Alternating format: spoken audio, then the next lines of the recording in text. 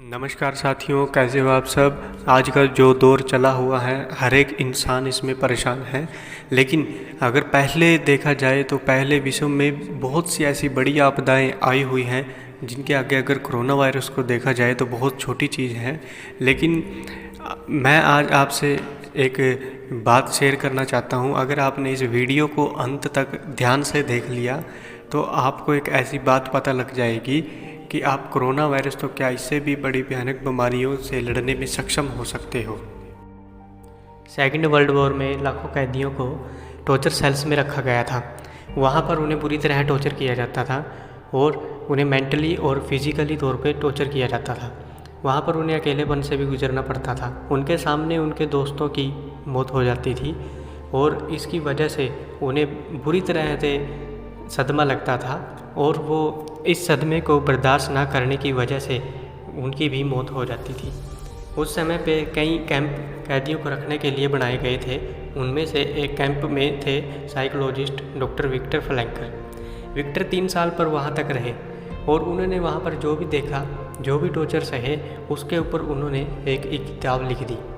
उस किताब में विक्टर ने वहाँ पर हुए सभी अत्याचारों के बारे में बताया और कोई नहीं जानता था कि वो किताब एक दिन इतनी फेमस हो जाएगी कि उसकी करोड़ों कॉपियाँ बिक जाएंगी। विक्टर के साथ वहाँ पर उसकी फैमिली को भी रखा गया, लेकिन एक एक करके उसके सभी फैमिली के सदस्यों की मौत हो गई।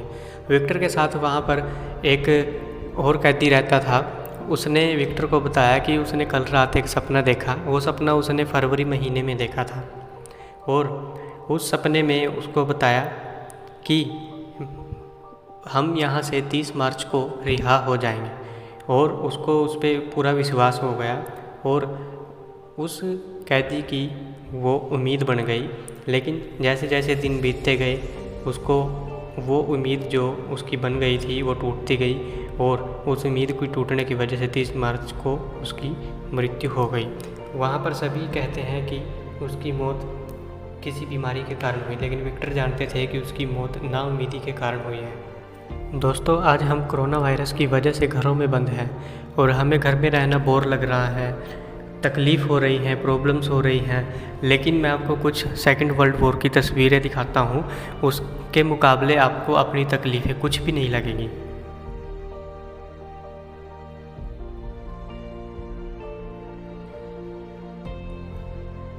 विक्टर बताते हैं कि उस समय पे जो सबसे ज़्यादा मौतें हुई हैं वो क्रिसमस और न्यू ईयर के बीच में हुई थी, क्योंकि सबको लगने लगा कि न्यू ईयर आ रहा है, क्रिसमस आ रहा है, अब हम यहाँ से रिहा हो जाएंगे। लेकिन वो रिहा नहीं हुए, उनकी उम्मीदें टूट गई और उम्मीद के टूटने की वजह से उनकी मौत हो गई। दोस्तों, इस किताब का जो सबसे बड़ा लेसन है वो ये है कि इंसान को उसकी तकलीफ़ों से ज़्यादा उसकी नाउम्मीदी मार देती है। क्योंकि जब भी किसी इंसान की उम्मीद ख़त्म होती है, उसकी होप ख़त्म हो जाती है, तो उसका इम्यून सिस्टम कमज़ोर हो जाता है और उसके इम्यून सिस्टम कमज़ोर होने की वजह से छोटी से छोटी बीमारी भी उसके ऊपर हैवी हो जाती है और उस बीमारी की वजह से उसकी मौत भी हो सकती है।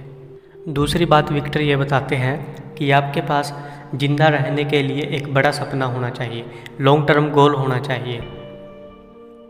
जिसके पास आने वाले समय के लिए एक लॉन्ग टर्म गोल है, उसके लिए आज की तकलीफ़ें बहुत छोटी पड़ जाती हैं। जब किसी इंसान का बिलीव सिस्टम बहुत बड़ा हो जाता है तो उसके सामने हर एक दुख, तकलीफ़, मुसीबत छोटी पड़ जाती है। वायरस से मुकाबला कर रहे हैं, हमने अपनी उम्मीद को नहीं छोटा पड़ने देना है, हमने अपनी उम्मीद को ज़िंदा रखना है।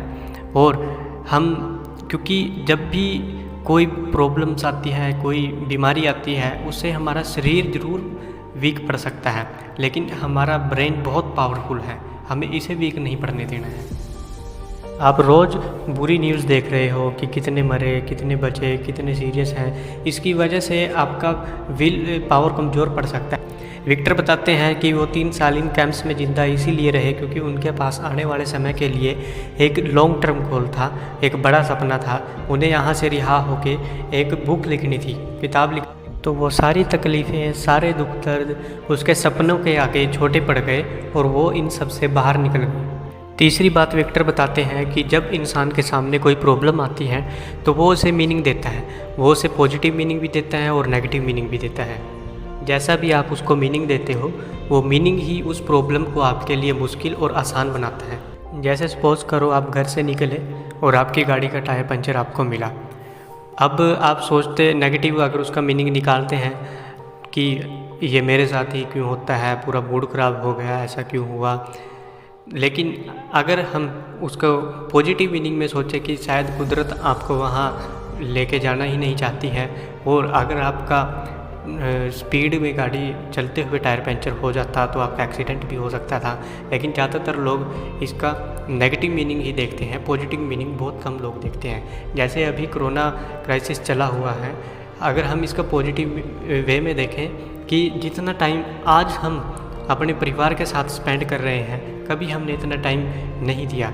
और मेरे सर्कल के ज़्यादातर लोग बुक्स से बहुत दूर रहते थे और वो अब बहुत बुक्स पढ़ने लग गए हैं, और मैं खुद भी बहुत सी बुक्स पढ़ने लग गया हूँ। जितना टाइम मैं अपने आप को अब दे रहा हूँ, इतना टाइम मैंने पहले कभी अपने आप को नहीं दिया। जितनी सफाई अब हम रख रहे हैं, इतनी पहले नहीं रखते थे। आसमान कितना क्लीन हो चुका है, हाथ हम बार बार धो रहे हैं, हवा कितनी साफ़ हो चुकी है, जैसे नेचर ने रीसेट बटन दबा दिया हो। जब तक आपके पास नेगेटिव मीनिंग है, आप किसी भी प्रॉब्लम से नहीं लड़ सकते। हर प्रॉब्लम्स अपने साथ एक अपॉर्चुनिटी लेके भी आती है, क्योंकि दुनिया जब से बनी है तब से इसमें प्रॉब्लम्स ही प्रॉब्लम्स हैं। अगर ये प्रॉब्लम्स ना होती तो आज हम यहाँ तक ना पहुँच पाते। सबसे आखिर में विक्टर बताते हैं कि आपसे हर सब कुछ छीना जा सकता है, आपकी धन दौलत, घर परिवार, बच्चे बीवी, सब कुछ, लेकिन आपसे एक चीज़ कोई नहीं छीन सकता, वो है आपकी द पावर ऑफ डिसीजन। आपकी निर्णय लेने की शक्ति आपसे कोई नहीं छीन सकता। अगर आप सिचुएशन से घबरा कर फैसला लेते हो तो वो सिचुएशन आप पर हावी हो सकती है, लेकिन अगर आप सिचुएशन के हिसाब से खुद को बेहतर बना के खुद डिसीजन करते हो तो आप दुनिया में बहुत बड़ा काम कर सकते हो। दुनिया में इससे पहले भी बहुत सी बीमारियां आई हैं जिसकी वजह से करोड़ों लोगों की जानें गई हैं, क्योंकि उस समय पे इतनी इन्फॉर्मेशन का साधन नहीं था, इन्फॉर्मेशन लेट पहुंचती थी, मेडिकल सिस्टम इतना मजबूत नहीं था। लेकिन आज हम बहुत लकी हैं, हमारे पास इन्फॉर्मेशन बहुत फास्ट पहुंचती है और बहुत साधन हैं इन्फॉर्मेशन के, मेडिकल फैसिलिटी भी बहुत अच्छी हैं, बहुत अवेयर है आज के समय में लोग। तो मुझे पूरा यकीन है कि आगे और भी बहुत ज़्यादा अच्छा वक्त आने वाला है और